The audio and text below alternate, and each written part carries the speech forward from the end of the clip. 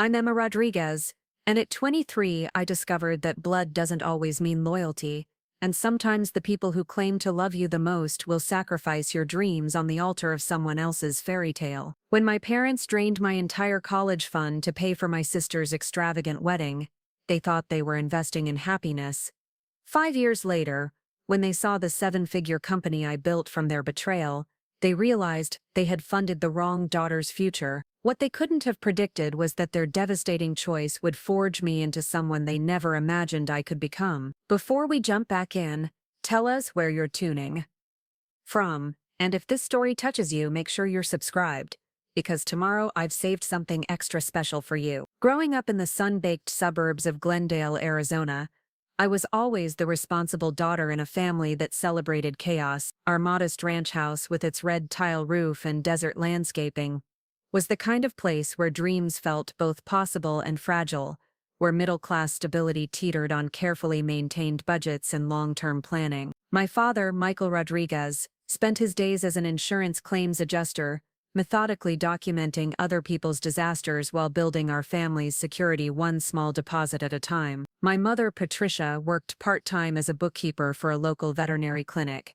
her precise handwriting filling ledgers with the same attention she once gave to tracking my academic achievements. From the time I could hold a crayon, I was the daughter who colored inside the lines while my sister Isabella, 2 years older and infinitely more dramatic, painted the walls with her artistic vision. Where I organized my school supplies by color and category, Bella threw everything into designer bags our parents somehow always managed to afford. I earned straight A's through quiet determination and late-night study sessions, while Bella charmed her way through high school with a combination of social magnetism and strategic tears when grades mattered most. The difference between us was evident in everything we touched. My bedroom walls were covered with academic achievement certificates, debate team photos, and a carefully maintained vision board showing my future marketing career goals. Bella's room looked like a magazine explosion, with fashion spreads, influencer photos, and mood boards for parties she wanted to throw. I saved every dollar from my part-time job at the local coffee shop,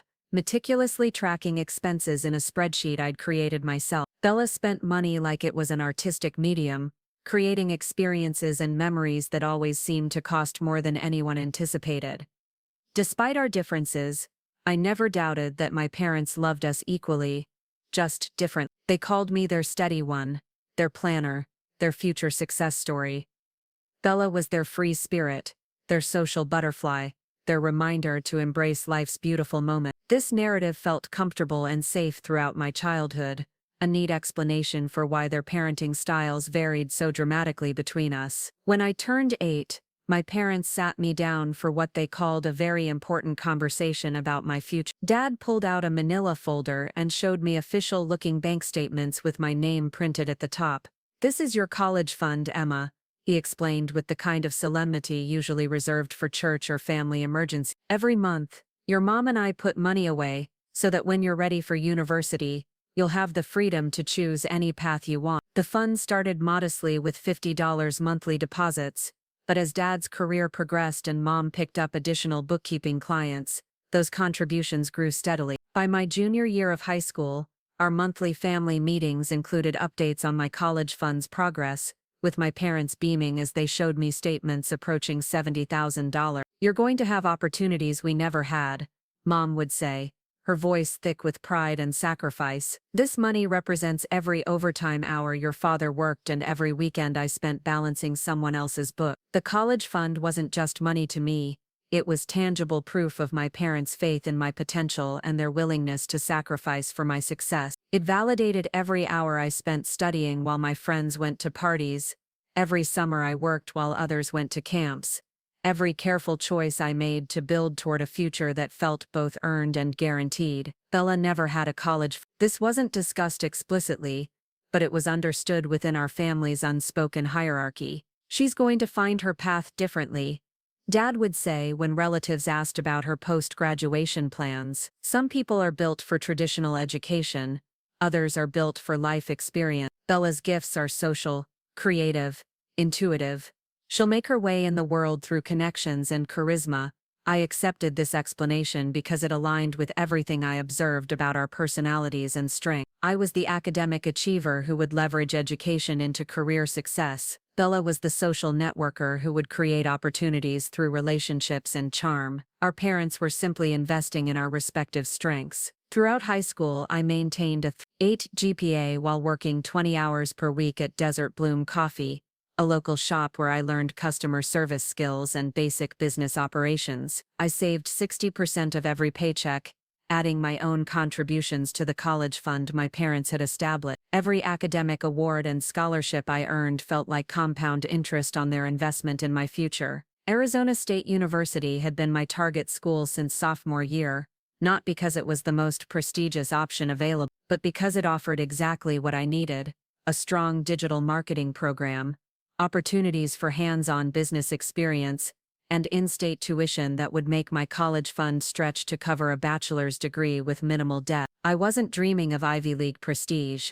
I was dreaming of practical preparation for building my own marketing agency. My application process was methodical and thorough. I researched professors, reached out to current students, visited campus multiple times, and even secured an informational interview with Dr. Rachel Chen, whose integrated marketing communications course had a waiting list every semester. When my acceptance letter arrived with a partial merit scholarship, I felt like every sacrifice and every careful choice had been validated. That spring celebration dinner at Rosita's Mexican restaurant felt like the culmination of 10 years of shared planning and sacrifice. Dad raised his glass of beer in a toast that made Mom tear up and even prompted Bella to put down her phone long enough to acknowledge the moment. To Emma, he said, our family's first college graduate and future business mogul, we always knew you had something special in you. The summer after graduation, I worked full-time at Desert Bloom Coffee while preparing for my freshman year. I researched dorm life,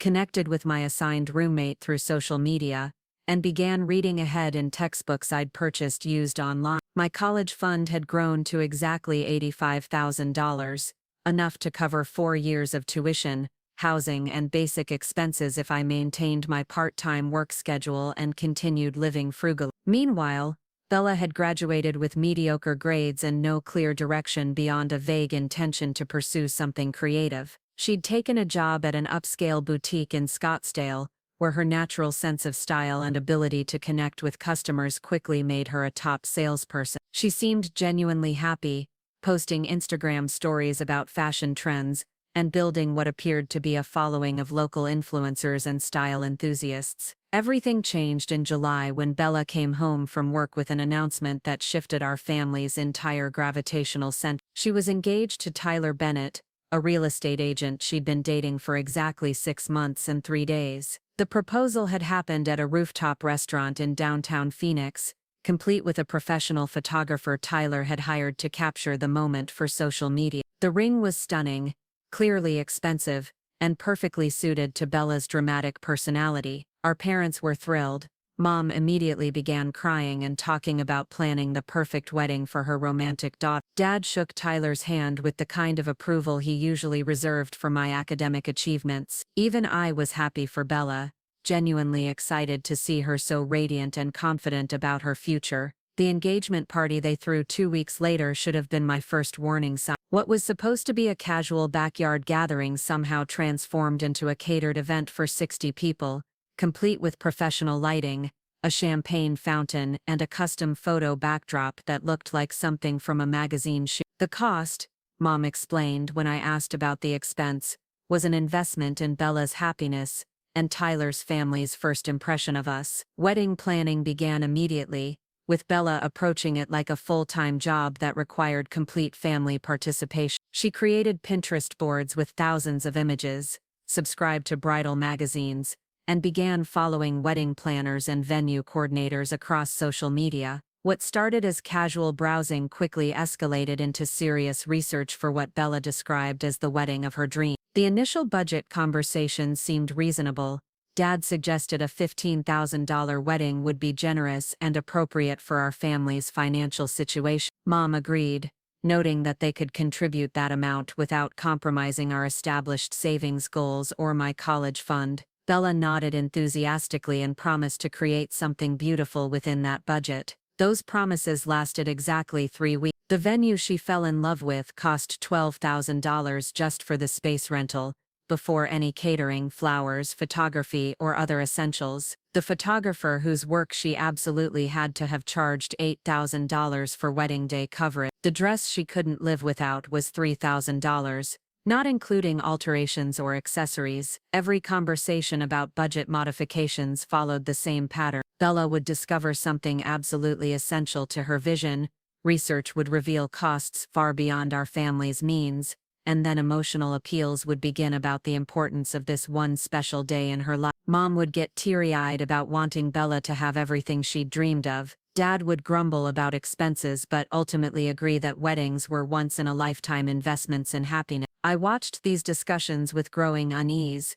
though I didn't yet understand why my anxiety was intensifying with each budget revision. Bella's wedding costs were escalating rapidly, but my college fund remained safely separate from family finance. My parents had always been clear that this money was specifically designated for my education and could not be touched for other purposes. By October, the wedding budget had grown to $45,000, triple the original plan. Bella had convinced Tyler to contribute $15,000 from his savings, while our parents had agreed to cover $30,000 through a combination of their savings account and a small personal loan. Everyone seemed comfortable with these numbers, and I felt relieved that my college fund remained protected and untouched. The final budget meeting happened in November, 2 weeks before my first semester ended. Bella had returned from a venue visit in tears, explaining that the location she'd fallen in love with required a minimum guest count that would push catering costs significantly higher. The total wedding expense was now approaching $70,000, an amount that seemed impossible for our family to manage without major financial restructure. I sat at our kitchen table listening to this conversation while pretending to study for finals, my stomach churning with an anxiety I couldn't yet articulate. The numbers being discussed were approaching the total amount in my college fund, but I forced myself to dismiss this connection as coincidental. My parents had spent years telling me that my education money was untouchable, sacred, separate from family expense. That night I overheard Mom and Dad talking in their bedroom, their voices carrying through the thin walls of our ranch house. "We can't ask Tyler's family for more money," Mom was saying. "They're already being incredibly generous, but Bella's heart is set on this wedding, and I can't bear the thought of disappointing her." Dad's response chilled me to the bone. "Emma's college fund has grown more than we expected. Maybe we could borrow from it temporarily, just to cover the difference. We'll pay it back before her sophomore year, when she'll really need the money." I pressed my ear against the wall, praying I had misheard or misunderstood. Mom's voice was hesitant but considering. It would solve our... Preparing and narrating this story took us a lot of time, so if you are enjoying it, subscribe to our channel. It means a lot to us.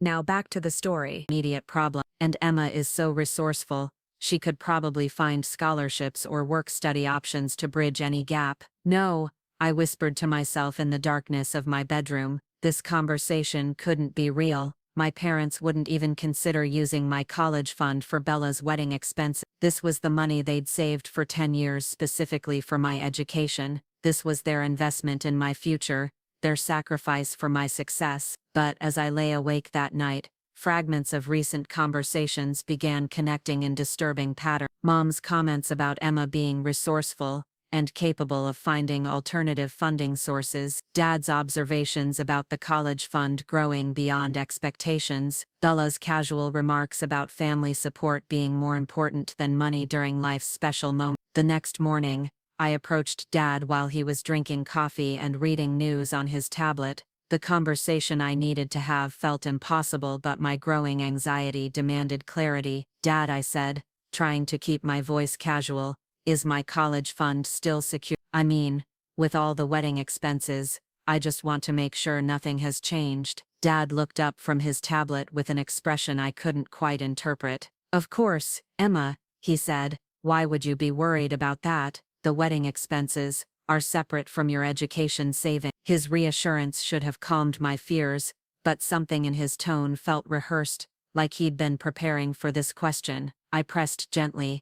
"I know Bella's costs have increased significantly. I just want to make sure there's no confusion about which funds are designated for what purposes." "Emma," he said, his voice taking on the patient tone he used when explaining insurance policies to confused clients. Your college fund is your college fund. Your mother and I have always been clear about that. We're managing the wedding expenses through other means. I wanted to believe him completely, but doubt had planted itself in my mind and was growing stronger with each reassuring word that felt just slightly too emphatic. The wedding was still months away, I reasoned with myself. Even if my parents were considering borrowing from my college fund, they wouldn't actually do it without discussing it with me first. December passed in a blur of final exams, holiday celebrations, and increasingly elaborate wedding preparation. Bella had hired a professional wedding planner, secured a photographer who'd shot celebrity weddings, and ordered custom invitations that cost more than my monthly coffee shop earnings. Every aspect of her wedding was becoming more expensive and more extravagant,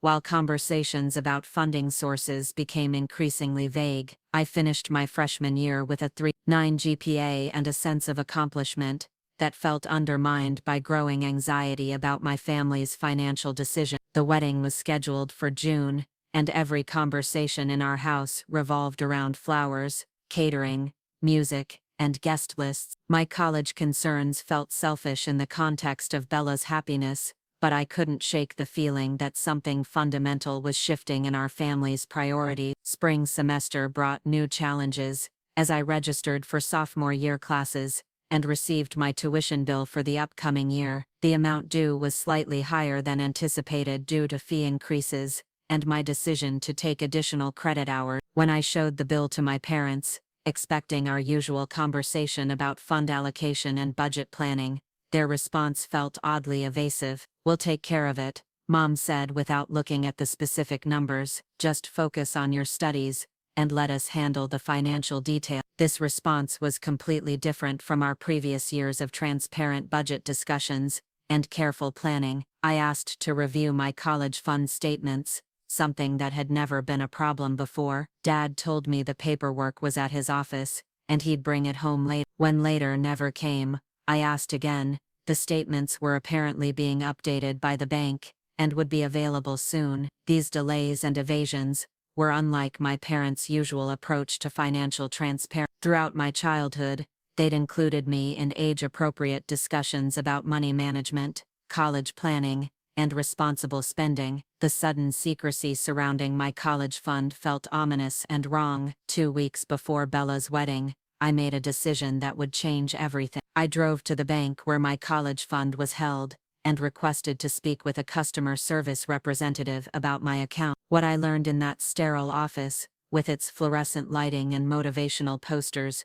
shattered every assumption I'd held about my family's integrity and my own financial security. The college fund account, that had contained $85,000, 6 months earlier, now held fewer than $3,000. Multiple large withdrawals had been made throughout the spring, each one authorized by my father as the account's primary holder. The timing of these withdrawals corresponded perfectly with Bella's wedding expenses, venue deposits, catering payments, photographer retainers, and dress purchases. I sat in that bank chair, staring at statements that documented the systematic dismantling of my future, feeling like the ground beneath my feet had liquefied. 10 years of savings, sacrifices, and promises had been redirected to fund my sister's one-day celebration. My parents had chosen Bella's fairy tale wedding over my educational dreams, and they'd done it in secret, while lying to my face about the fund's security. The drive home from the bank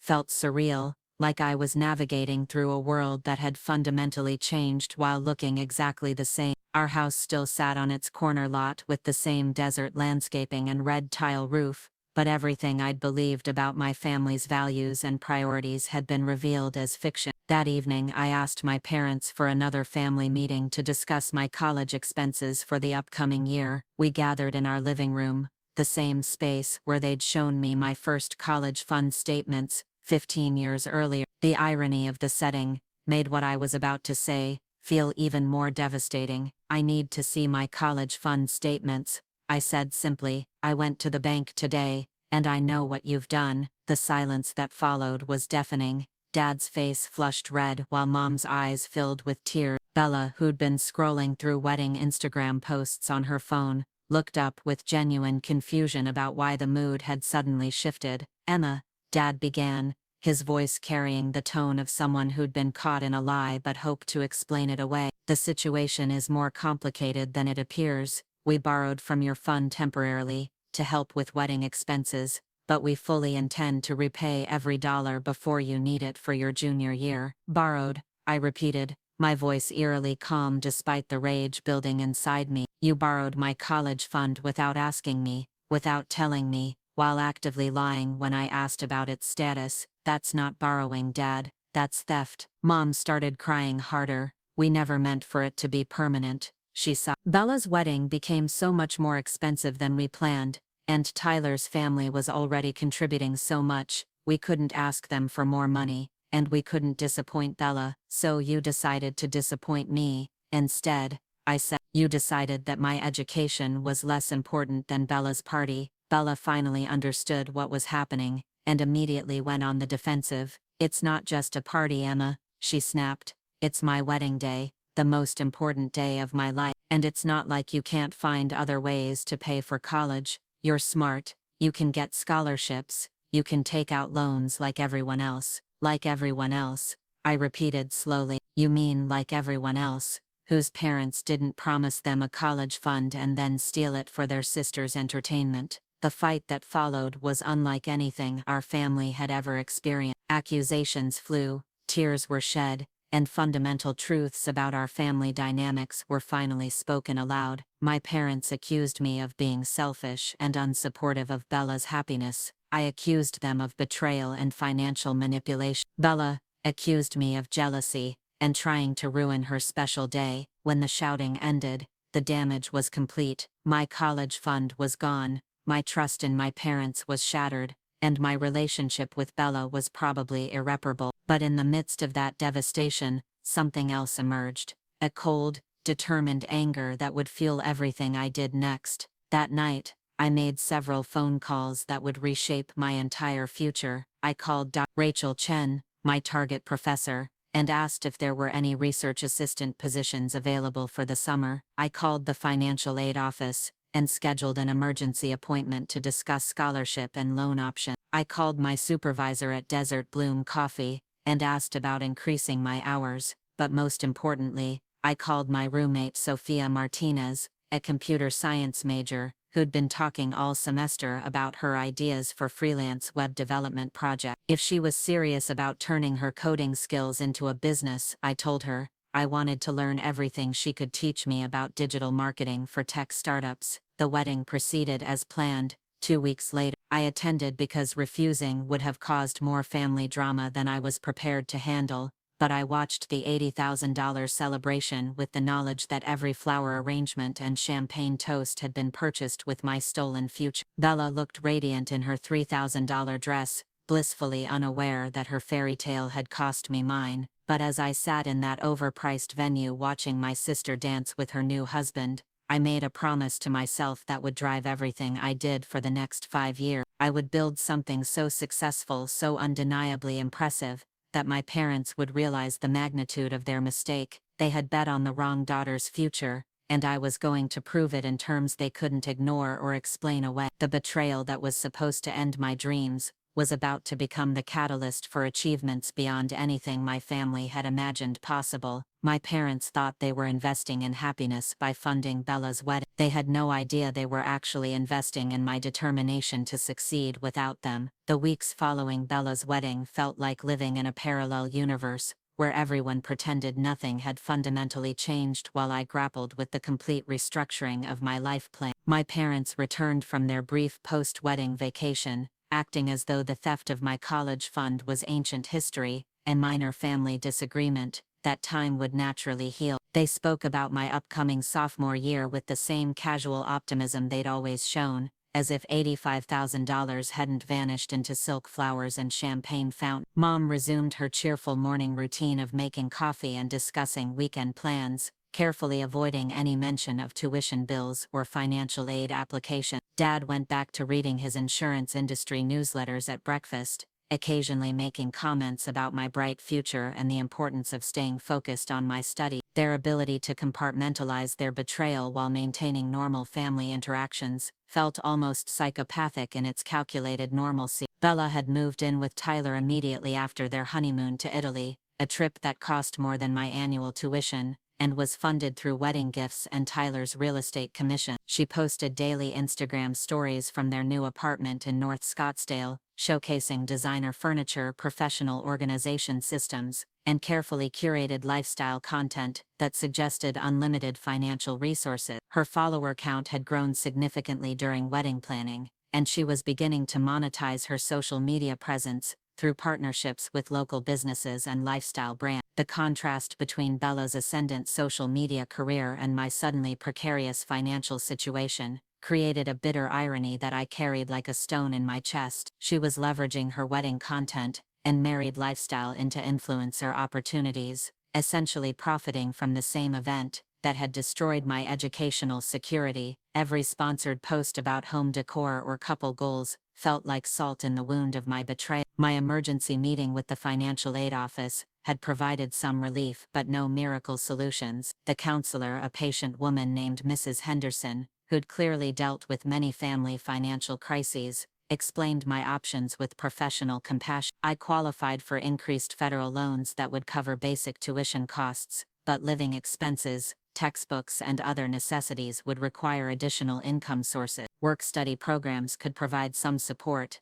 but the maximum hours allowed wouldn't generate enough income to replace my lost college fund. The scholarship applications I submitted throughout the summer yielded modest results. I received 2 small academic scholarships totaling $3,000, enough to cover textbooks and basic supplies but nowhere near sufficient to address the massive funding gap my parents had created. Most scholarships were awarded during the spring application cycle for the following academic year, meaning I'd missed the primary funding opportunities while trusting my parents' false assurances about my college fund's security. My increased hours at Desert Bloom Coffee helped financially but created new challenges for maintaining my academic performance. Working 30 hours per week while taking a full course load left little time for studying, social activities, or the kind of professional development opportunities that would enhance my post-graduation prospect. I watched classmates participate in unpaid internships, study abroad programs, and networking events, while I spent evenings and weekends brewing coffee and cleaning espresso machine. The physical exhaustion was manageable,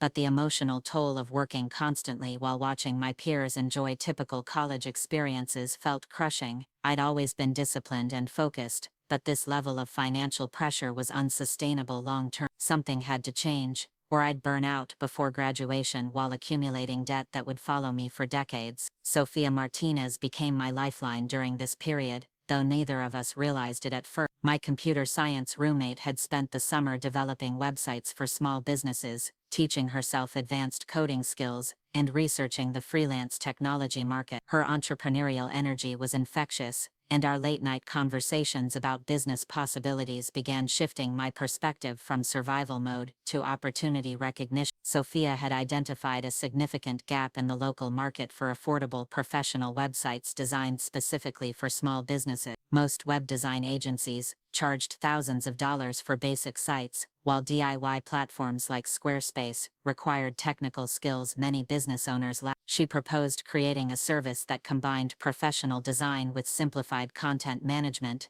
targeting restaurants, salons, retail shops, and service providers who needed online presence but couldn't afford premium agency prices. The business model was compelling: offer website design packages starting at $800 with monthly maintenance and hosting fees providing recurring revenue.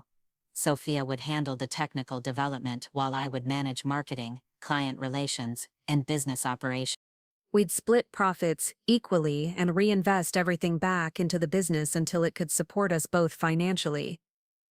This partnership offered something I desperately needed: a path toward financial independence that didn't rely on my parents' support or approval. Rather than spending the next 3 years struggling to pay for college while accumulating debt, I could build valuable business experience while generating income that might eventually exceed traditional employment options. The decision to fully commit to this venture required abandoning my original life plan and embracing an uncertain future built on my own efforts rather than family support. It was terrifying and liberating simultaneously, representing both the complete destruction of my previous path and the first step toward something entirely new. We spent August developing our business plan, researching target markets, and building our first demonstration websites. Sophia created elegant, functional designs, while I crafted marketing strategies and identified potential clients through systematic research of local businesses with outdated or non-existent web presence. The work was challenging but exciting,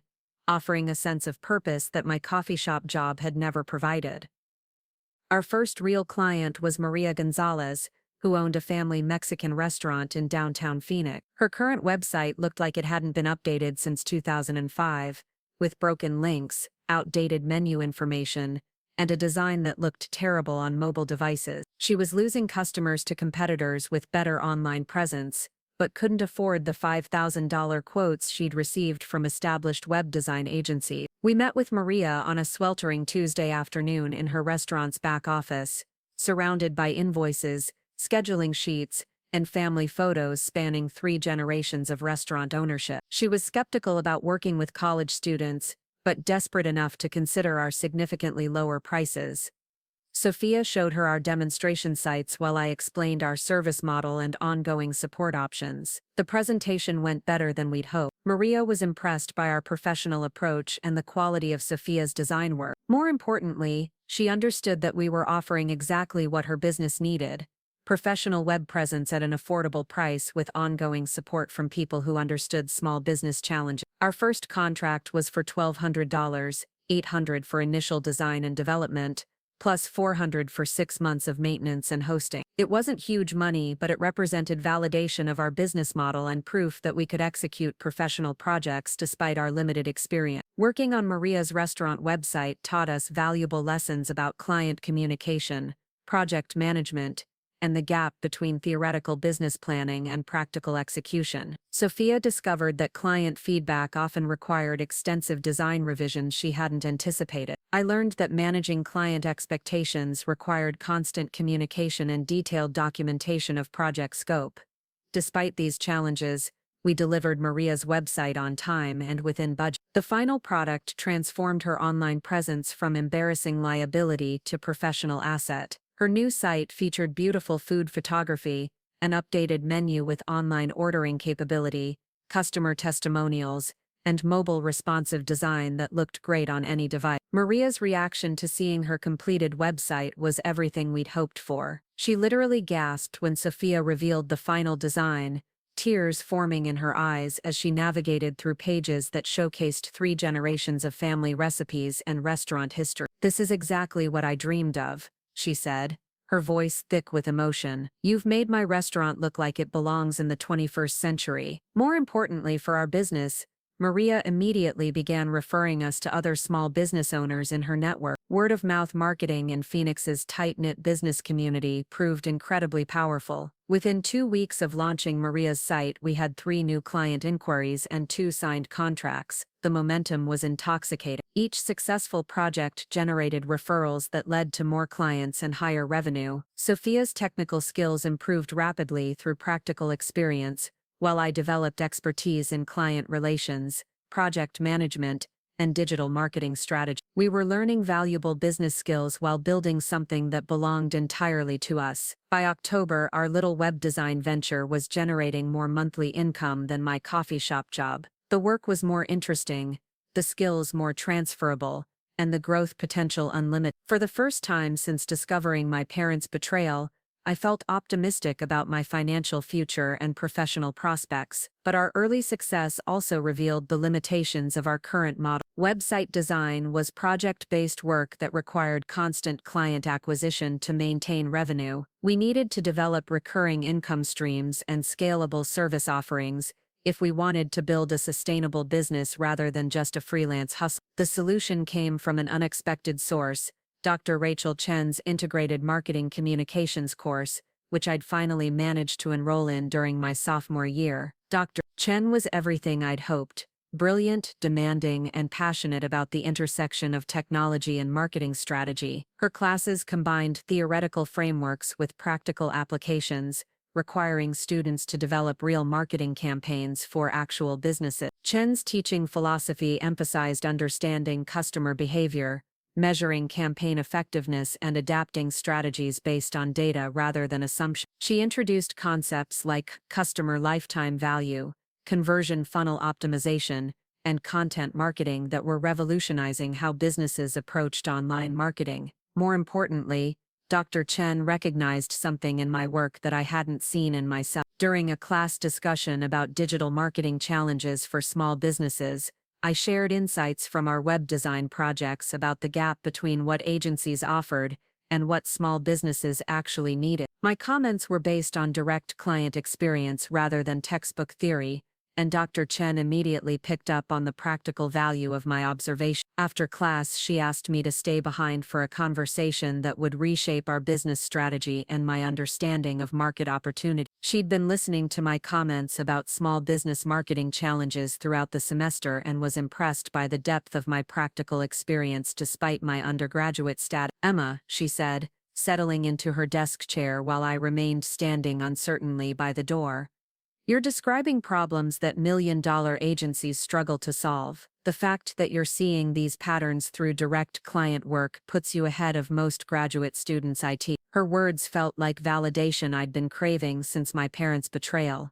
Someone with Dr. Chen's credentials and experience was taking my work seriously, treating my insights as valuable rather than dismissing them as amateur observation. "What you and your partner have built sounds promising," she continued, "but I think you're underestimating the market opportunity. Small businesses don't just need websites, they need comprehensive digital marketing strategies that most agencies either can't or won't provide at accessible prices." Dr. Chen explained that the digital marketing industry was experiencing rapid consolidation, with large agencies focusing on high-value corporate clients while small businesses were left with DIY solutions or overpriced services that didn't address their specific needs. The gap we'd identified in web design was part of a much larger market opportunity. She suggested that Sophia and I consider expanding our services beyond website development to include social media management, content creation, email marketing, and search engine optimization. Small businesses needed these services, but couldn't afford to hire separate specialists for each area. A full-service digital marketing agency focused specifically on small business needs could capture significant market share while providing genuine value to underserved clients. The conversation with Dr. Chen lasted over an hour and covered everything from service pricing strategies to client retention techniques to scaling challenges we'd eventually face. She offered to serve as an informal advisor to our business, providing guidance on strategic decisions and industry connections that could accelerate our growth. Her offer felt like a gift from the universe, the kind of mentorship opportunity that could transform our small web design business into something much more significant. Dr. Chen had spent 15 years working for major advertising agencies before transitioning to academia, bringing real-world experience that perfectly complemented our practical client work. That evening, Sophia and I had the most important conversation of our partnership. Dr. Chen's insights about market opportunity and service expansion aligned perfectly with feedback we'd been receiving from existing clients. Restaurant owners asked about social media management. Retail shops needed help with online advertising. Service providers wanted email marketing systems they could actually use. We could continue building our web design business incrementally, or we could bet on ourselves and pursue the much larger opportunity Dr. Chen had identified. The decision required significant risk. Expanding our service offerings would require learning new skills, hiring additional team members, and investing money we couldn't afford to lose, but the potential rewards were enormous. Instead of competing in the crowded web design market, we could create a new category focused specifically on small business digital marketing needs. We could build recurring revenue streams through monthly service contracts, rather than relying entirely on project-based income. The conversation stretched past midnight as we outlined our expanded business vision. Sophia would continue leading website development while learning search engine optimization and email marketing system. I would focus on social media management, content creation, and client relationship management, while developing expertise in online advertising platforms. We decided to rebrand our business from Phoenix Web Solutions to Elevate Digital Solutions, reflecting our expanded mission of helping small businesses grow through comprehensive digital marketing strategies, rather than just website development. The new name suggested elevation, growth, and transformation, exactly what we wanted to provide for our clients and achieve for ourselves. The rebranding process forced us to clarify our value proposition and target market more precisely. We weren't trying to compete with large agencies for corporate clients, nor were we positioning ourselves as a budget alternative to professional services. Instead, we were creating a new category, comprehensive digital marketing services, designed specifically for small businesses, delivered by people who understood their challenges because we were building our own business from scratch. Our pricing model reflected this position. Rather than charging project fees for individual services,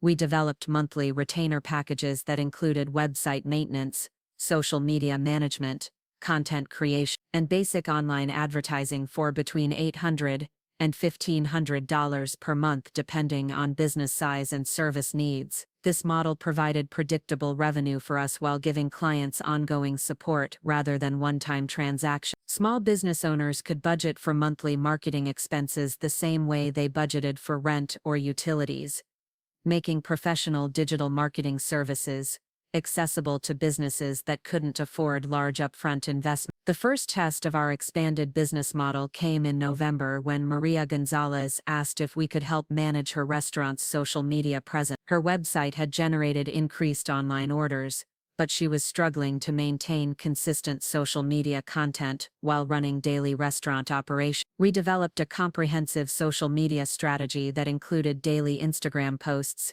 featuring food photography, weekly Facebook updates about specials and events, and monthly email newsletters to previous customers announcing seasonal menu changes. The content calendar we created allowed Maria to approve posts in advance while ensuring consistent online presence, without daily time investment. The results exceeded everyone's expectations. Maria's social media followers increased by 300% within 2 months, online orders doubled, and customer engagement reached levels she'd never experienced. More importantly for our business, she immediately began asking about additional services and referring other restaurant owners who wanted similar results. By December, Elevate Digital Solutions was managing social media and digital marketing for 8 small businesses across Phoenix, generating over $6,000 in monthly recurring revenue. The business had grown from a simple web design partnership into a legitimate digital marketing agency with real clients, proven results, and unlimited growth potential. The financial transformation was remarkable. 6 months earlier, I'd been working 30 hours per week at a coffee shop to supplement my stolen college fund while watching my academic performance suffer from exhaustion and stress. Now I was earning more money through meaningful work that developed valuable professional skills while building something that belonged entirely to Sophia and me. But the emotional transformation was even more significant. The betrayal that had initially felt like the end of my dreams had actually been the catalyst for discovering entrepreneurial abilities I'd never known I possessed. My parents had forced me to become financially independent earlier than planned, but that independence was teaching me lessons about business leadership and self-reliance that no college course could provide. The irony wasn't lost on me that I was succeeding in exactly the field Bella was trying to monetize through her influencer activities. While she posted sponsored content about lifestyle products and relationship goals, I was helping real businesses grow through strategic digital marketing that generated measurable results. She was performing success for social media validation. I was building actual success through practical value creation. As my sophomore year progressed, the contrast between my expanding business success and my family's continued financial struggles became increasingly apparent. Dad's insurance job provided steady income but limited growth opportunities. Mom's part-time bookkeeping generated modest supplemental income. They were financially stable but not thriving, living paycheck to paycheck while maintaining the comfortable middle-class lifestyle they'd always known. Meanwhile, Elevate Digital Solutions was experiencing exponential growth that showed no signs of slowing. Our client base was expanding through referrals faster than we could handle new projects. Sophia and I were learning advanced digital marketing techniques through practical application while building a business that could potentially generate six-figure annual revenue within 2 years. The knowledge that I was building something significant while my parents struggled with the financial consequences of their wedding spending decisions provided a satisfaction I tried not to indulge too heavily. Revenge wasn't my primary motivation, but vindication felt increasingly inevitable as our business success made their betrayal look increasingly short-sighted. Christmas dinner that year was the first time I'd spent significant time with my parents since discovering their theft of my college fund. The conversation was polite but strained, filled with careful small talk that avoided any mention of finances, business success, or future plans. They asked generic questions about my classes while I provided equally generic responses that revealed nothing about my entrepreneurial activity. Bella and Tyler joined us for dessert, arriving in Tyler's new BMW that clearly represented his growing real estate success. She'd gained a significant social media following and was earning decent money through brand partnerships, though she was vague about specific income amount. They seemed happy and financially comfortable, living the kind of lifestyle that Instagram followers envied and brands wanted to sponsor. Watching my sister's social media success while building my own business empire created complex emotions I struggled to process. I was genuinely happy that she'd found a way to monetize her natural charisma and style sense, but I also felt frustrated that her success was built on the foundation of my stolen college fund, while my achievements required starting from nothing after their betrayal. The evening ended with my parents making generic comments about being proud of both their daughter's successes, as if Bella's sponsored Instagram posts and my legitimate business achievements were equivalent accomplishments requiring equal family support and celebration. Their inability to acknowledge the magnitude of what Sophia and I had built or to recognize how their betrayal had catalyzed my entrepreneurial development felt like a continuation of the same blindness that had led them to steal my college fund for Bella's wedding in the first place. Driving home from that dinner, I realized that my relationship with my family had fundamentally changed in ways that went beyond financial betrayal. They were still thinking in terms of traditional success metrics like social media followers and real estate commissions, while I was building something that operated on completely different principles of value creation and business sustainability. The gap between our worldviews was widening as my business success generated opportunities and insights they couldn't understand or appreciate. They'd created this distance through their betrayal, but I was expanding it through achievements that made their small-minded thinking increasingly irrelevant to my future plan. As 2023 ended, Elevate Digital Solutions was generating over $8,000 in monthly recurring revenue while building toward our goal of launching premium service packages that could support six-figure annual growth. Sophia and I were no longer college students playing at entrepreneurship. We were legitimate business owners creating real value in the marketplace while developing skills that would serve us throughout our career. The year had begun with the devastating discovery of my parents' betrayal and the complete destruction of my original life plan. It was ending with the foundation of a business that had already exceeded my most optimistic financial projections while teaching me lessons about leadership, strategy, and resilience that no college course could provide. My parents had bet on Bella's fairy tale wedding as an investment in happiness. They had no idea they were actually investing in my motivation to prove that they'd chosen the wrong daughter's future to sacrifice for short-term celebration. The best part was that I was just getting started. The new year brought opportunities that would test everything Sophia and I had built while revealing just how far we'd come from our humble web design beginnings. January in Phoenix meant perfect weather for business networking events, and Dr. Chen had been encouraging us to attend professional marketing conferences to expand our industry knowledge and client base. The Phoenix Digital Marketing Summit was scheduled for late January, featuring speakers from major agencies, successful entrepreneurs, and technology companies that were reshaping how businesses approached online marketing. Registration for the summit cost $800 per person, an amount that would have been impossible to afford during my coffee shop days but now represented a reasonable business investment. Sophia and I decided to attend together, viewing it as both a learning opportunity and a chance to elevate digital solutions within the broader Phoenix business community. We ordered professional business cards, updated our company website, and prepared elevator pitches that positioned us as specialists in small business digital marketing rather than college students with a side hustle. The summit took place at the Arizona Grand Resort, a sprawling conference facility that hosted hundreds of marketing professionals from across the Southwest. Walking into the main ballroom filled with successful entrepreneurs, agency executives, and industry experts felt intimidating and inspiring simultaneously. These were people who'd built the kind of businesses Sophia and I aspired to create, and being in their presence made our goals feel both more challenging and more achievable. The keynote speaker was Jennifer Walsh, founder of a digital agency that had grown from a one-person freelance operation to a 50-employee company generating $12 million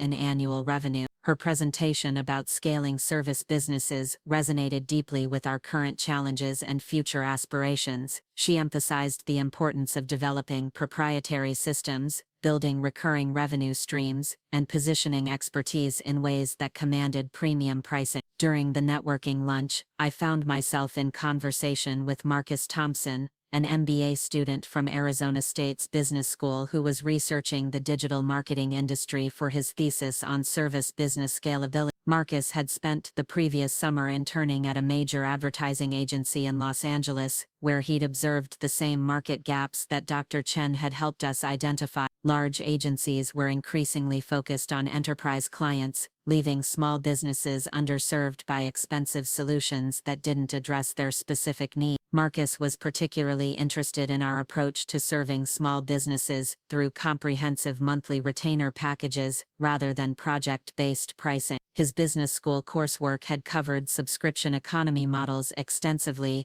and he recognized that we were applying these principles to an industry that remained largely project-driven. The conversation revealed that Marcus possessed strategic thinking abilities and business development skills that could complement Sophia's technical expertise and my marketing capability. By the end of the conference, Marcus had expressed serious interest in joining Elevate Digital Solutions as a business development partner. His MBA program allowed for practical business experience through academic internships, and he was looking for opportunities to apply classroom theory to real-world challenges. More importantly, he brought connections to Phoenix's broader business community through his graduate school network and internship experiences. The timing of Marcus's interest coincided perfectly with our need to scale beyond what Sophia and I could handle as a two-person operation. Our client base had grown to 12 businesses, generating over $10,000 in monthly recurring revenue, but we were approaching the limits of what we could deliver while maintaining quality standards. Adding Marcus to our team would allow us to pursue larger clients and more complex projects while delegating business development activities that currently consumed too much of my time. The negotiation process for Marcus's partnership taught me valuable lessons about equity distribution, performance expectations, and legal documentation that I'd never needed to consider as a freelancer. Dr. Chen recommended a business attorney who specialized in partnership agreements, and the legal consultation revealed the importance of clearly defined roles, compensation structures, and decision-making processes for growing businesses. We ultimately structured Marcus's partnership as a 20% equity stake in exchange for full-time business development efforts during his final semester, with the understanding that his ownership would vest gradually based on performance milestones and revenue targets. The agreement protected Sophia's and my controlling interest while providing Marcus with meaningful upside potential if he contributed significantly to our growth. Marcus's first major contribution came through his connection to Phoenix's restaurant industry, which he'd studied extensively during his MBA coursework on local business development. He'd identified several restaurant groups that were struggling with inconsistent online presence, despite having multiple locations and substantial marketing budgets. These businesses represented exactly the kind of clients we needed to reach our next growth phase, established companies with real marketing needs and budgets, sufficient to pay premium prices for comprehensive service. The first restaurant group Marcus introduced us to was Desert Sunset Hospitality, which owned 4 upscale dining establishments across Phoenix and Scottsdale. Their current marketing approach consisted of inconsistent social media posting, outdated websites, and expensive print advertising that generated minimal measurable results. The owner, David Chen, had been frustrated by previous experiences with marketing agencies that promised results but delivered generic strategies that didn't account for the unique challenges of restaurant marketing. Our presentation to Desert Sunset Hospitality represented a significant step up in client sophistication and project complexity. Rather than selling individual services to a single restaurant, we were proposing a comprehensive digital marketing strategy for multiple locations, with coordinated branding, unified online presence, and integrated customer acquisition system. The monthly retainer we proposed was $4,500, more than our entire revenue from the previous year's early client. Sophia had spent weeks preparing for the presentation, developing custom website mockups, social media strategies, and email marketing campaigns tailored specifically to each restaurant's concept and target demographic. I had researched their competition, analyzed their current online performance, and developed detailed projections showing how our strategies would improve customer acquisition and retention. Marcus had prepared business case analysis demonstrating the return on investment they could expect from our proposed marketing spend.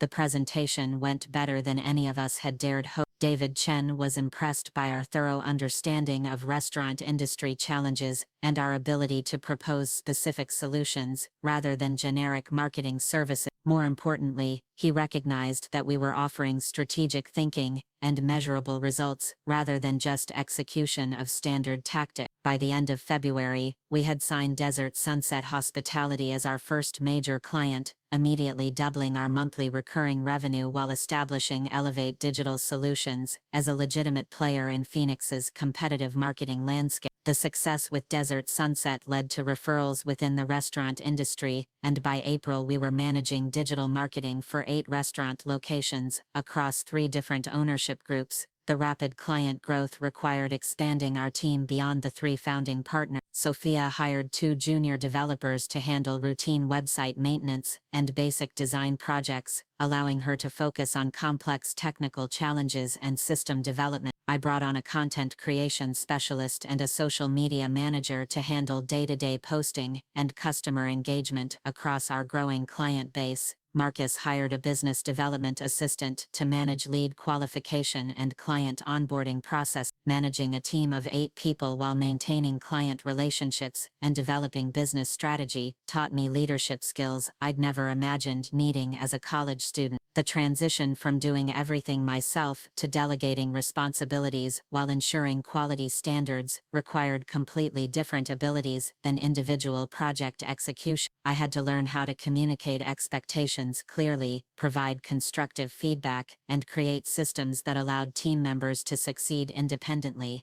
The financial transformation was remarkable.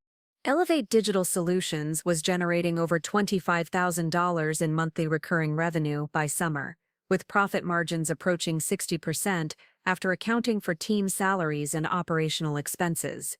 My personal income had grown from coffee shop wages to more than most college graduates earned in their first professional jobs, and the business was positioned for continued exponential growth. But the personal transformation was even more significant. The shy, financially dependent college student who'd discovered her parents' betrayal 18 months earlier had evolved into a confident business leader, managing a growing team while building something that created real value in the marketplace. The skills I was developing through practical entrepreneurship were more valuable and transferable than anything I could have learned through traditional employment or academic study. The contrast between my expanding business success and my family's continued financial stagnation was becoming increasingly apparent during our occasional interactions. Dad's insurance job provided steady income but limited advancement opportunities, and Mom's part-time bookkeeping generated modest supplemental revenue. They were financially stable but not thriving, living comfortably within established patterns, while I was building something that operated on completely different principles of growth and opportunity creation. Bella's influencer career had plateaued at a level that generated supplemental income but couldn't support the lifestyle she aspired to maintain. Her follower growth had stalled around 15,000, insufficient for major brand partnerships, while the local sponsorships she secured were inconsistent and poorly paid. Tyler's real estate success had peaked during the post-pandemic market boom, but changing interest rates and increased competition were making his industry increasingly challenging. The irony that I was succeeding in digital marketing while Bella struggled with social media monetization provided a satisfaction I tried not to indulge too heavily. She was performing success for social media validation, while I was building actual business systems that generated sustainable revenue through value creation rather than personal branding. The difference between performance and substance was becoming increasingly clear as our respective trajectories diverged.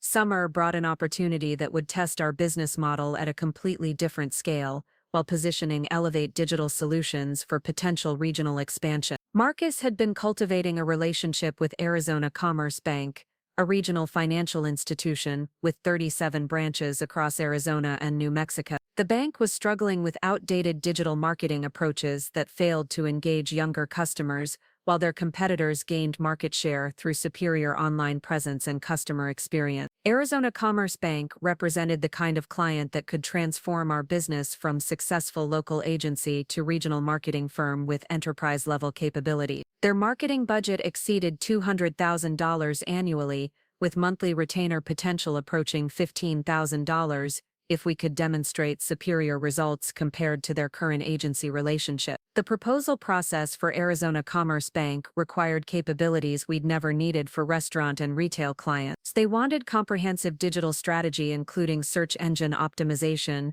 pay-per-click advertising management, content marketing campaigns, social media advertising, email marketing automation, and detailed analytics reporting across all channels. The complexity far exceeded anything we'd attempted, requiring new expertise and sophisticated project management systems. Sophia spent 3 weeks building demonstration campaigns and technical proposals that showcased our ability to handle enterprise-level complexity while maintaining the personalized attention that differentiated us from larger agencies. I developed comprehensive strategy documents, analyzing their competitive position, target demographic behavior, and opportunity areas that previous agencies had overlooked. Marcus created detailed ROI projections and case studies demonstrating how our approaches had generated measurable results for existing clients. The final presentation took place in Arizona Commerce Bank's corporate boardroom, with their executive team, marketing director, and external consultants,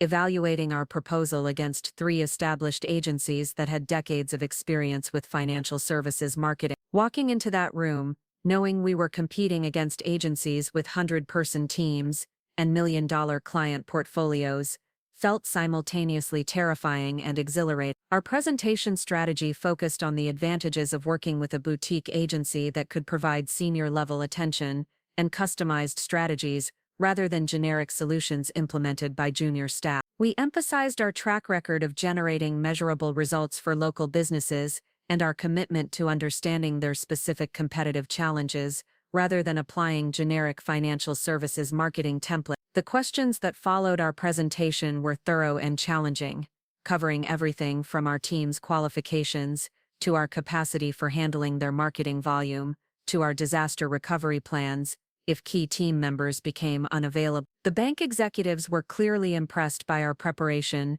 and strategic thinking, but they were also appropriately cautious about trusting their marketing to a relatively new agency. 2 weeks later, Marcus received the call that would change everything for Elevate Digital Solutions. Arizona Commerce Bank had decided to award us a 6-month trial contract for digital marketing services across their Phoenix metro branches, with the possibility of expanding to their full network if we delivered promised results. The initial contract value was $8,000 monthly, with performance bonuses and expansion opportunities that could triple that amount within a year. Landing Arizona Commerce Bank as a client validated everything we'd built while opening doors to opportunities that seemed impossible just months earlier. The contract provided financial stability that allowed us to invest in advanced technology, hire additional specialists, and pursue other enterprise clients with confidence that we could deliver sophisticated services at scale. The bank contract also attracted attention from other large organizations that had been watching our growth within Phoenix's business community. By October, we were managing marketing campaigns for a regional healthcare system, a luxury automotive dealership group, and 2 manufacturing companies that needed help reaching customers through digital channels. The revenue growth was extraordinary. Elevate Digital Solutions was generating over $40,000 in monthly recurring revenue with profit margins that supported aggressive reinvestment in team expansion and capability development. We'd grown from a 2-person web design partnership to a 15-person digital marketing agency in less than 2 years, building something that created real value while establishing ourselves as legitimate players in a competitive industry. But success brought new challenges that tested our partnership and required leadership decisions I'd never anticipated needing to make. Managing a larger team required sophisticated human resources policies, performance management systems,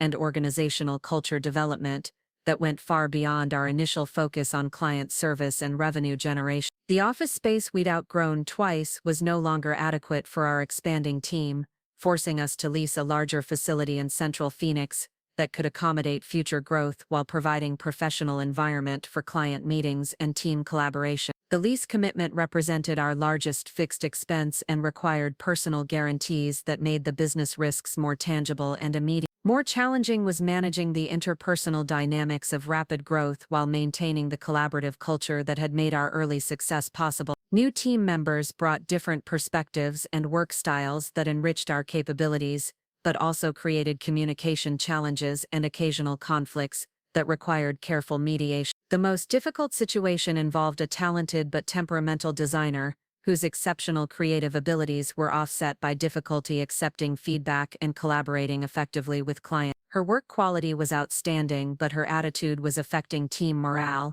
and client relationships in ways that threatened our reputation for professionalism and responsiveness. The decision to terminate her employment, despite her creative contributions, taught me valuable lessons about the importance of cultural fit and teamwork in service businesses. Technical skills could be developed through training and experience, but attitude and collaboration abilities were fundamental personality traits that determined whether someone could succeed in our environment. By November, Elevate Digital Solutions had established itself as one of Phoenix's fastest-growing marketing agencies, with a team of 18 professionals serving clients across multiple industries. Our success had attracted interest from potential investors who saw opportunities to accelerate our growth through capital infusion and strategic guidance. The investment conversations were flattering but also sobering, revealing how much I still needed to learn about business valuation, equity dilution, and strategic planning for scaling service businesses. The investors we met with were sophisticated professionals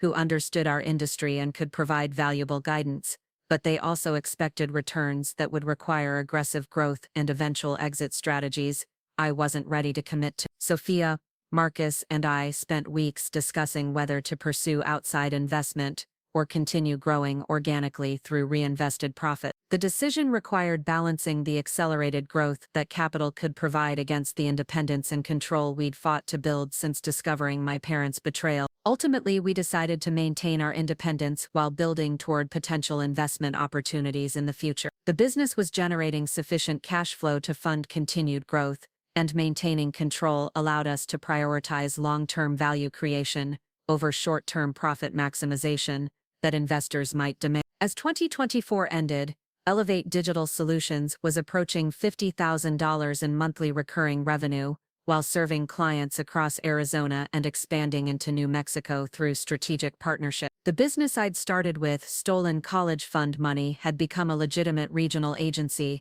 with growth potential that exceeded anything I'd imagined during those desperate early days. The personal transformation was even more remarkable. The financially dependent college student, whose life had been destroyed by family betrayal, had evolved into a successful entrepreneur leading a growing team, while building something that created value for dozens of businesses and provided meaningful employment for nearly 20 people. My parents had bet on Bella's fairy tale wedding as an investment in happiness and social status. They had no idea they were actually financing my motivation to build something that would make their betrayal look like the best thing that ever happened to my development as a business leader and independent adult. The irony was that I was succeeding in exactly the digital space that Bella continued struggling to monetize through her stagnant influencer effort. While she posted lifestyle content hoping for brand partnerships, I was helping real businesses grow through strategic marketing that generated measurable results and sustainable competitive advantages. But the sweetest irony was still to come. My parents were about to discover that their financially struggling daughter had built something worth more than they'd earned in their entire careers combined, while the daughter they'd sacrificed my future to celebrate was still dependent on Tyler's increasingly unstable real estate income. The confrontation that would reveal everything was approaching faster than any of us realized, triggered by circumstances that would force my family to finally acknowledge the magnitude of their mistake and the extent of my success despite their betrayal. December brought an unexpected call from Bella that would set everything in motion. Tyler's real estate business was struggling with the changing market conditions, and they were facing financial difficulties that threatened their carefully curated lifestyle. She wanted to know if our parents could help them with a loan to cover their mortgage payments while Tyler rebuilt his client base. The conversation revealed that Bella had no idea about my business success or the extent to which I'd rebuilt my life after their theft of my college fund. She assumed I was still the financially struggling college student working multiple jobs to pay for school, while she and Tyler were the successful couple who'd built an enviable lifestyle through their respective careers. Her assumption that our parents had available money to loan while I continued struggling financially would prove to be the catalyst for revelations that would shatter every assumption my family held about success, responsibility, and the long-term consequences of their choices. The stage was set for a confrontation that would reveal not only what I'd built from their betrayal, but also what they'd lost through their short-sighted decisions and continued blindness to the reality of our respective situation. Everything was about to change, and they had no idea what was coming. The call that would change everything came on a Tuesday morning in January 2025, just as I was reviewing quarterly financial reports that showed Elevate Digital Solutions had exceeded $60,000 in monthly recurring revenue. Bella's voice on the phone carried a desperation I'd never heard before, stripped of the confident social media persona she'd maintained throughout her marriage. Tyler's real estate business had collapsed completely during the market downturn, leaving them unable to make mortgage payments on their North Scottsdale home, while maintaining the lifestyle their Instagram followers expected. "We need help, Emma," she said, her voice cracking with emotion. "Tyler's been trying to rebuild his client base for months, but nothing's working. We're 3 months behind on our mortgage, and the bank is threatening foreclosure. I know Mom and Dad don't have much, but maybe they could help us with a loan until things turn around." The conversation revealed how completely disconnected my family remained from the reality of my situation. Bella assumed I was still the financially struggling college student working multiple jobs to pay for school, while she and Tyler were the successful couple temporarily facing hardship. She had no idea that the sister she'd dismissed as book smart, but impractical, had built a business empire worth more than their house, their cars, and Tyler's failed real estate venture combined. "I need to talk to Mom and Dad about this," she continued. "Maybe we could all sit down as a family and figure out how to help each other through this difficult time. You understand what it's like to struggle financially, right? Maybe you could help convince them that we really need their support." The irony was staggering. The sister whose fairy tale wedding had been funded by my stolen college fund was now asking me to help convince our parents to loan her money while assuming I was still the struggling student they'd betrayed. The complete reversal of our circumstances would have been amusing if it weren't so representative of my family's continued blindness to the consequences of their choices. I agreed to attend the family meeting, though not for the reasons Bella expected. 3 years of building Elevate Digital Solutions had taught me that successful negotiations required perfect timing, complete information, and strategic patience. The moment had finally arrived to reveal everything I'd built from their betrayal while addressing the financial crisis that would force them to confront the magnitude of their mistake. The meeting was scheduled for Sunday afternoon at my parents' house, the same living room where they'd destroyed my trust and stolen my future to fund Bella's wedding expenses. Walking into that space as a successful entrepreneur rather than a financially dependent student felt like completing a circle that had begun with their devastating betrayal. Mom had prepared her usual spread of snacks and drinks, creating a casual atmosphere that masked the severity of Bella and Tyler's financial crisis. Dad sat in his familiar recliner, reading glasses perched on his nose as he reviewed paperwork that presumably related to their mortgage situation. The scene felt simultaneously familiar and foreign, like returning to a childhood home that no longer fit my adult perspective. Tyler looked haggard and defeated, his usual confident salesman demeanor replaced by the desperate anxiety of someone facing complete financial ruin. His real estate business had generated substantial income during the market peak, but he'd spent rather than saved, assuming the boom would continue indefinitely. Now he was discovering that lifestyle inflation without sustainable business fundamentals created vulnerability that could destroy everything overnight. Bella had clearly been crying, her carefully maintained social media appearance cracking under the pressure of real-world consequences. The influencer lifestyle she'd built around their temporary success was becoming impossible to maintain without Tyler's real estate income, and her own social media monetization remained insufficient to support their mortgage and living expenses. The financial discussion began with Dad reviewing their mortgage situation in his methodical insurance adjuster manner. They owed $320,000 on a house currently worth approximately $280,000,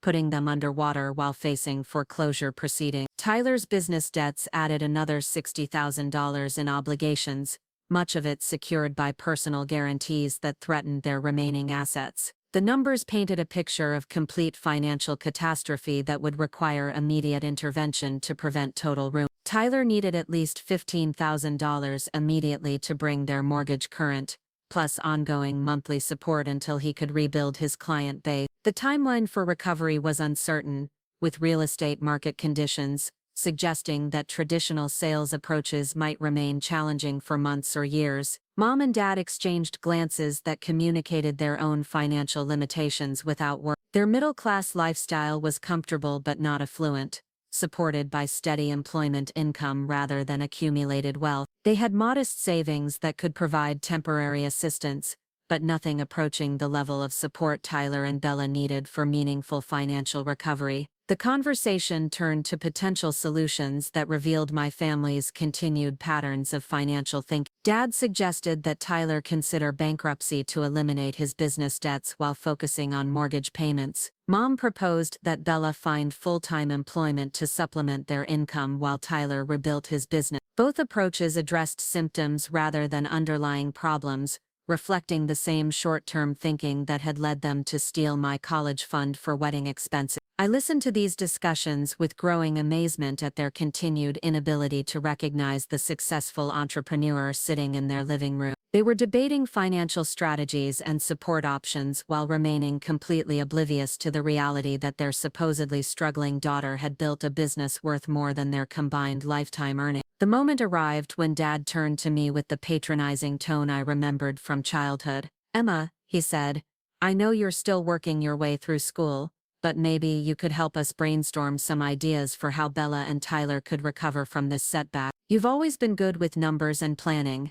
The condescension in his voice was the final catalyst for everything I'd been planning during 3 years of business building. They were asking for my help while assuming I remained financially dependent and professionally inexperienced. The time had come to reveal exactly what their betrayal had motivated me to achieve. I reached into my briefcase and pulled out a folder containing Elevate Digital Solutions' latest quarterly financial statements, client testimonials, and industry recognition awards. The documents I placed on their coffee table represented proof of business success that exceeded anything they'd imagined possible from their supposedly impractical daughter. "Actually," I said, my voice calm but carrying undertones of satisfaction I'd been anticipating for years, "I think I might be able to help more than you realize. You see, I've been building something while you've been assuming I was still the struggling student you left behind when you stole my college fund." The silence that followed was electric with tension and confusion. Dad picked up the financial statements with skeptical curiosity, his expression shifting from dismissive to shocked as he processed the revenue numbers and profit margin. Mom leaned over his shoulder, her eyes widening as she read client testimonials, praising Emma Rodriguez and her team for exceptional digital marketing results. Bella stared at the documents with complete incomprehension. "These numbers can't be right," she said, her voice barely above a whisper. "This says your company generates $60,000 per month in revenue. That's impossible. You're a college student working at a coffee shop." The revelation that followed was everything I'd fantasized about during the darkest moments of rebuilding my life after their betrayal. I explained how discovering their theft had motivated me to build something that belonged entirely to me, free from family interference or dependency. I described the partnership with Sophia and Marcus, the growth from web design to comprehensive digital marketing, and the expansion into enterprise clients that had established Elevate Digital Solutions as a legitimate regional agency. The financial transformation was undeniable. My personal net worth exceeded $400,000 through business equity and accumulated savings. The company employed 23 people across Arizona and New Mexico, generating annual revenue approaching $800,000 with profit margins that supported continued aggressive growth. I was financially independent beyond anything they'd imagined possible while building something that created real value in the marketplace. But the numbers were just the beginning of what I needed them to understand. I explained how their betrayal had taught me lessons about self-reliance, strategic thinking, and value creation that no college course could provide. The theft that was supposed to destroy my future had actually accelerated my development as an entrepreneur and business leader. The irony was perfect. They'd stolen my college fund to invest in Bella's fairy tale wedding, assuming Tyler's real estate success would validate their choice while I struggled through school with student loans and part-time employment. Instead, I'd built something sustainable and scalable while their investments in Bella's happiness had created temporary celebration, followed by complete financial collapse. Dad set down the financial statements with trembling hands, his face pale with the recognition of what he was seeing. "You built this," he said, his voice filled with disbelief. "You built a real business worth hundreds of thousands of dollars while we thought you were barely getting by." The acknowledgement felt like validation I'd been seeking for 3 years, but it also revealed the full extent of their blindness to my capabilities and potential. They'd been so convinced of their own narrative about my limitations that they'd never considered I might be building something significant, despite their betrayal. Mom started crying, but these weren't tears of pride or celebration. They were tears of recognition that she'd fundamentally misjudged her daughter's abilities, while making choices that damaged our relationship permanently. "We had no idea," she whispered. "We thought we were making the best decision for everyone. We never imagined you could build something like this." The conversation that followed was unlike anything our family had ever experienced. For the first time, my parents were forced to confront the magnitude of their mistake, not just in stealing my college fund, but in fundamentally underestimating my potential while overestimating Bella's prospects for long-term success. I explained how their betrayal had revealed character traits and motivations I'd never needed to develop under their protection. The financial desperation they'd created had forced me to discover entrepreneurial abilities that might have remained dormant for years if I'd followed the traditional path they'd originally supported. The skills I'd developed through building Elevate Digital Solutions were more valuable and transferable than any college degree could provide. I understood business strategy, leadership, financial management, and industry dynamics through practical experience that no textbook could replicate. Their betrayal had accelerated my education in ways that made their original college fund seem like a minimal investment compared to what I'd gained through necessity. But the most painful realization for my parents was understanding how their continued dismissal of my achievements had compounded their original betrayal. They'd spent 3 years assuming I was struggling financially while building something that made their own careers look modest by comparison. Their inability to recognize my success revealed the same blindness that had led them to steal my college fund for Bella's wedding. Bella's reaction was the most complex, mixing genuine admiration for my achievements with resentment about being overshadowed by the sister she'd always considered less socially successful. "You really built all this," she said, her voice carrying both pride and bitterness. "While I've been trying to make money from Instagram posts, You've been building a real business that actually matters." The acknowledgement was gratifying but also sad, revealing how our family's competitive dynamics had prevented us from supporting each other's different types of success. I'd built something substantial while she'd pursued social media validation, but neither path had been inherently superior, until real-world consequences revealed the difference between performance and substance. Tyler's response was the most honest. "I completely underestimated you," he admitted. "I thought you were just the academic sister who'd probably end up working for someone else's company. I had no idea you had this kind of business ability." The financial crisis that had brought us together remained unresolved, but the power dynamics had shifted completely. Instead of my parents considering how to help Bella and Tyler, the question became whether I was willing to assist family members who'd betrayed my trust while underestimating my potential for years. The decision required balancing my legitimate anger about their betrayal against the practical reality that helping them could serve my own interests, while demonstrating the kind of leadership that successful entrepreneurs needed to develop. I built something significant, partly through their betrayal, but continuing to hold grudges wouldn't serve my future goals or personal growth. I proposed a solution that would address their immediate crisis while establishing clear boundaries about our future relationship.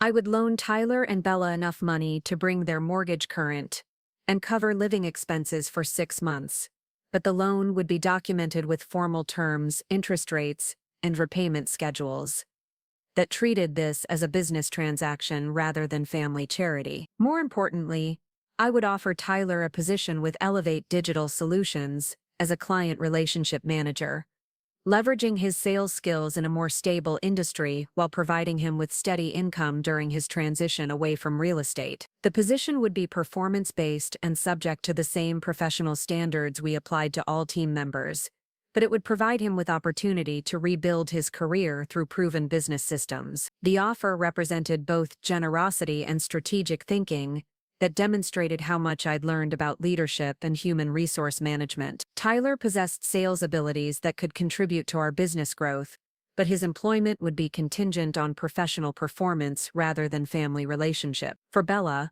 I proposed helping her develop a legitimate business plan for monetizing her social media presence through strategic partnerships with businesses that needed authentic influencer marketing. Instead of pursuing random brand partnerships, she could focus on representing companies that aligned with her lifestyle content, while providing measurable value through professional campaign management. The business development assistance would cost them nothing upfront, but would be structured as consulting services that generated revenue for Elevate Digital Solutions, while helping Bella build sustainable income streams. The arrangement would demonstrate whether she was serious about building something meaningful or just seeking short-term financial relief. My parents' response to these proposals revealed how completely our family dynamics had shifted. They were no longer the successful adults providing guidance to their struggling daughter. Instead, they were witnessing their supposedly impractical child take charge of a family crisis while demonstrating leadership abilities they'd never recognized or encouraged. The formal loan documentation process took several weeks and required legal consultation to ensure proper structure and enforceability. The experience taught my parents valuable lessons about how I now approached all significant financial decisions with professional rigor, rather than emotional impulse. The loan amount totaled $45,000, enough to resolve Tyler and Bella's immediate crisis while providing bridge funding for their transition to more sustainable financial management. The interest rate was fair but not charitable, reflecting market conditions rather than family favoritism. The repayment schedule was realistic but firm, with clear consequences for default that would protect my business interest. Tyler's integration into Elevate Digital Solutions proceeded smoothly, with his sales experience translating effectively to digital marketing services despite his limited technical background.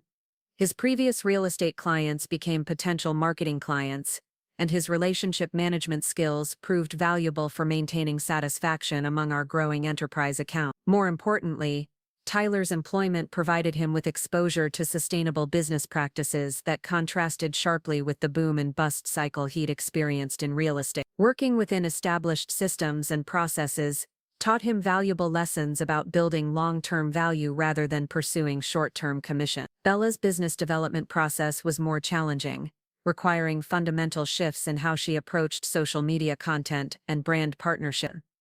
Instead of accepting random sponsorship opportunities, she needed to develop expertise in specific market segments where her authentic enthusiasm could generate measurable results for business partners. The consulting process revealed that Bella possessed genuine marketing instincts and relationship-building abilities that could translate into legitimate business success with proper development and strategic focus. Her social media presence had stagnated because she'd been pursuing validation rather than value creation, but the underlying skills were solid foundations for real business development. By summer 2025, the transformation was complete. Tyler had become one of our most effective client relationship managers, generating enough revenue to justify his salary while rebuilding his professional reputation through association with our successful agency. Bella had developed a focused influencer marketing consultancy that generated steady income while providing genuine value to small businesses needing authentic social media representation. Most importantly, my parents had been forced to completely reassess their understanding of success, capability, and the long-term consequences of their choices. They'd stolen my college fund, assuming I was the daughter who needed traditional support while Bella was the one who'd find her own path to prosperity. Reality had proven exactly the opposite. The financial loan had been repaid ahead of schedule, with Tyler and Bella demonstrating financial responsibility that their previous crisis had seemed to make impossible. The business relationships had generated positive results for everyone involved, proving that professional collaboration could succeed despite personal history. But the most significant change was in how my family viewed my achievements and potential. They'd spent years underestimating my abilities while overestimating Bella's prospects, creating blindness that had led them to make devastating choices about resource allocation and family support. The revelation of Elevate Digital Solutions' success had shattered their assumptions while demonstrating that their betrayal had actually accelerated my development as a leader and entrepreneur. The college fund they'd stolen had been replaced by something infinitely more valuable: the skills, experience, and confidence that come from building something meaningful through personal effort rather than family support. As I reflected on the journey from betrayal to triumph, I realized that my parents' theft had been both the worst and best thing that ever happened to my development. They'd forced me to discover entrepreneurial abilities I might never have developed under their protection, while teaching me lessons about self-reliance and strategic thinking that no college course could provide. The business I'd built from their betrayal now employed 28 people across 3 states, generating over $1 million in annual revenue while creating genuine value for dozens of clients. The personal transformation was even more remarkable, evolving from financially dependent student to confident leader who could solve complex problems while building sustainable competitive advantages. My parents had bet on Bella's fairy tale wedding as an investment in happiness and social validation. They'd had no idea they were actually investing in my motivation to prove that they'd sacrificed the wrong daughter's future for temporary celebration. The sweet irony was that their betrayal had created exactly the catalyst I'd needed to build something extraordinary. The family relationships had stabilized into something healthier and more honest than what we'd had before the crisis. My parents respected my achievements and sought my advice on important decisions, while Bella and Tyler had developed genuine appreciation for the business skills they'd previously dismissed as impractical. But the most satisfying outcome was personal knowledge that I'd built something meaningful from their betrayal rather than remaining bitter about circumstances I couldn't control. They'd stolen my college fund, but they'd inadvertently given me something far more valuable: the motivation and opportunity to discover my own potential for creating value in the world. The journey from betrayal to triumph had taught me that success isn't about avoiding obstacles or receiving family support. It's about transforming challenges into opportunities while building something that reflects your authentic capabilities rather than others' expectations or limitations. 3 years after discovering their theft, I was grateful for the betrayal that had forced me to become someone I never would have been under their protection. They'd taken my college fund, but they'd given me something infinitely more valuable: the confidence and skills that come from building something extraordinary through personal determination rather than inherited advantage. The best revenge had been success that made their betrayal look like the best investment they'd ever made in my future, even though they'd never intended to make that investment in the first place. Sometimes the worst things that happen to us become the catalyst for achievements we never imagined possible. 2 years later, I stood in the gleaming conference room of Elevate Digital Solutions' new headquarters in Austin, Texas, watching our team celebrate the completion of our largest acquisition to date. The regional expansion that had begun as a desperate attempt to escape my family's betrayal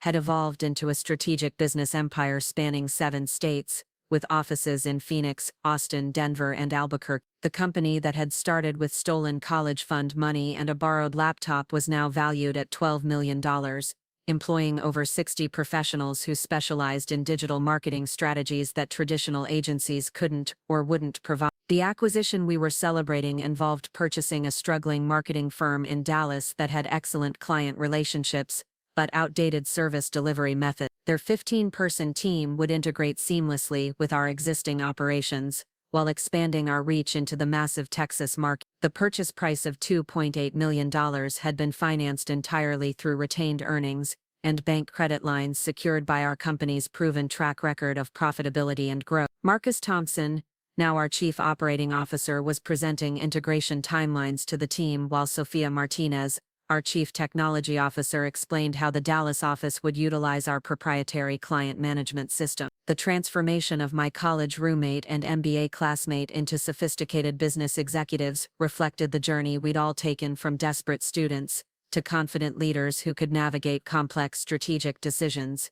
The personal transformation was even more remarkable. The financially dependent daughter who'd discovered her parents' betrayal 5 years earlier had evolved into a recognized industry leader whose insights were sought by business publications, conference organizers, and entrepreneurship programs at major universities. The Arizona State University Business School had invited me to serve as a guest lecturer for their entrepreneurship courses, sharing lessons learned from building a multi-million-dollar service business during economic uncertainty. Rachel Chen, my former professor and continuing mentor, had become a formal advisor to Elevate Digital Solutions, contributing strategic guidance while conducting research on small business digital marketing trends. Her academic work now included case studies based on our company's growth trajectory, analyzing how boutique agencies could compete effectively against established firms through specialized expertise and superior client service. The irony of my success in digital marketing while Bella had struggled with social media monetization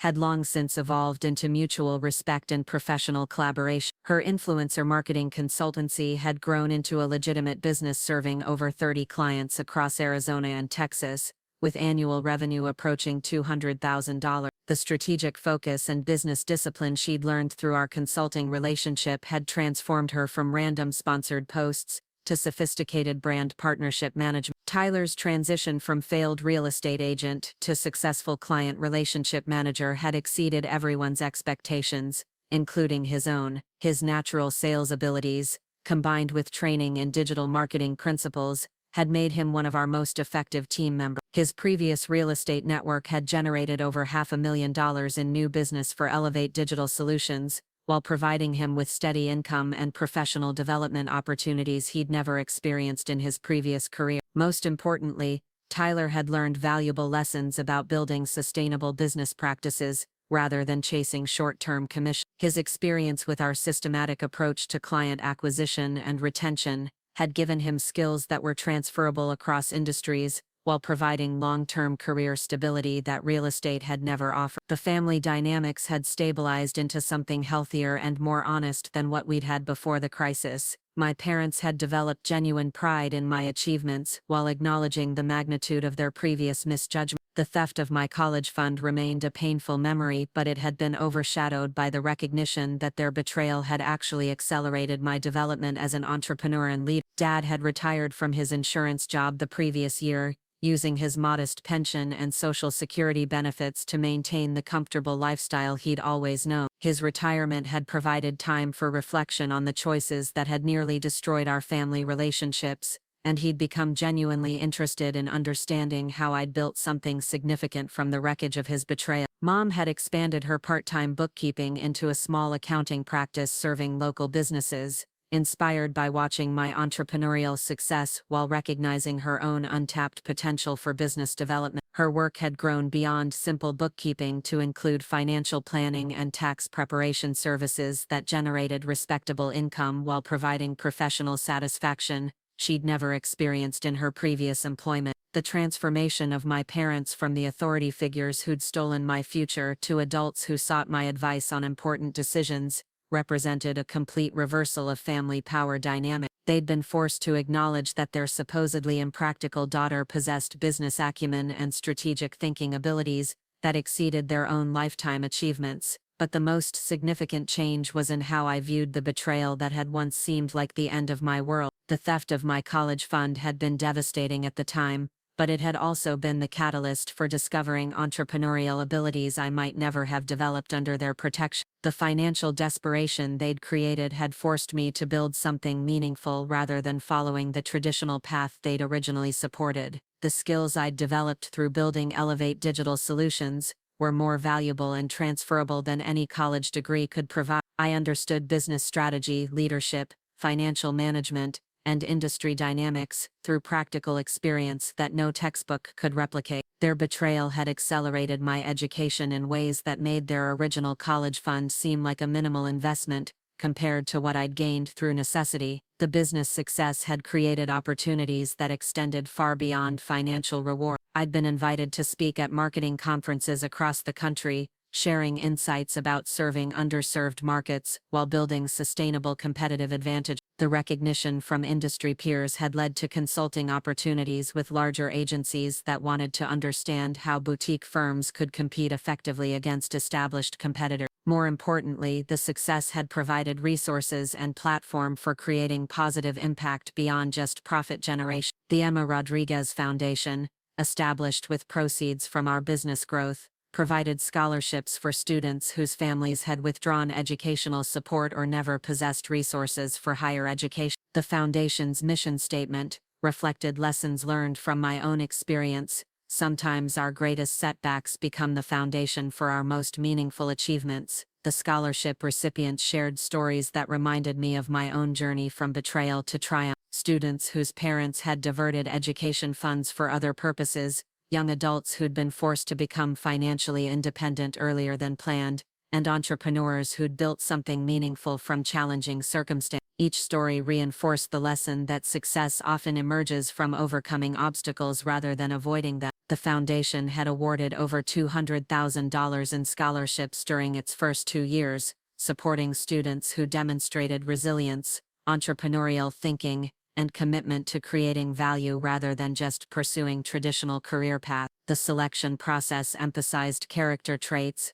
and practical achievements over academic performance alone, recognizing that real-world success often required different abilities than classroom excellence. One scholarship recipient, Maria Santos, had reminded me strongly of my own circumstance. Her parents had used her college savings to prevent foreclosure on their family home, leaving her without resources for higher education despite excellent grades and clear career goals. Instead of accepting victim status, she'd started a tutoring business that served immigrant families in her Phoenix neighborhood while working toward her accounting degree through night school. Maria's combination of academic discipline and entrepreneurial initiative had impressed the foundation's selection committee, but her story had resonated personally because it reflected the same transformation from betrayal to opportunity that had shaped my own development. The scholarship had provided her with resources to complete her education while expanding her tutoring business into a comprehensive academic support service. Following up with Maria 2 years later revealed that she'd graduated with honors while building her business into a sustainable enterprise, serving over 100 families across Phoenix. Her success had created employment opportunities for other students,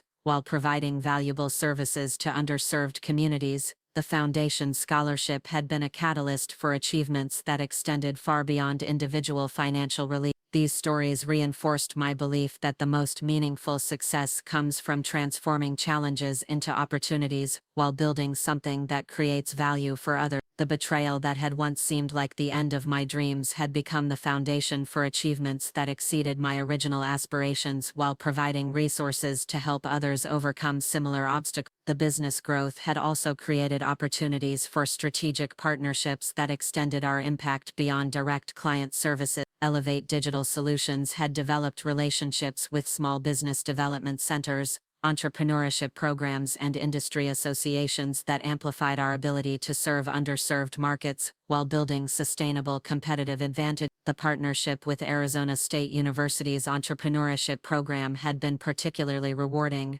providing students with practical experience in digital marketing while giving our company access to emerging talent and fresh perspective. The internship program had created a pipeline of qualified candidates for full-time positions while contributing to academic research on small business marketing trends. Several former interns had joined our team as full-time employees, bringing energy and innovative thinking that enhanced our service capabilities while providing them with accelerated career development opportunities. The program had become a model for other universities, seeking to connect academic learning with practical business experience. The success had also attracted attention from potential acquirers who recognized the value of what we'd built while seeking opportunities to scale our approaches across larger markets. The acquisition discussions had been flattering but ultimately unnecessary, as our organic growth was generating sufficient returns while maintaining the independence and flexibility that had made our success possible. The decision to remain independent reflected lessons learned about the importance of maintaining control over strategic decisions while building sustainable value creation systems. External investors could provide capital for faster growth, but they would also impose constraints and expectations that might compromise the client service excellence that differentiated us from larger competitors. Instead of pursuing outside investment, we'd focused on developing internal capabilities and strategic partnerships that supported continued growth while maintaining our commitment to serving underserved markets. The approach had proven successful, with our revenue growth exceeding most venture-backed competitors while avoiding the pressure to prioritize short-term returns over long-term value creation. The personal satisfaction of building something meaningful through independent effort had proven more valuable than the financial rewards,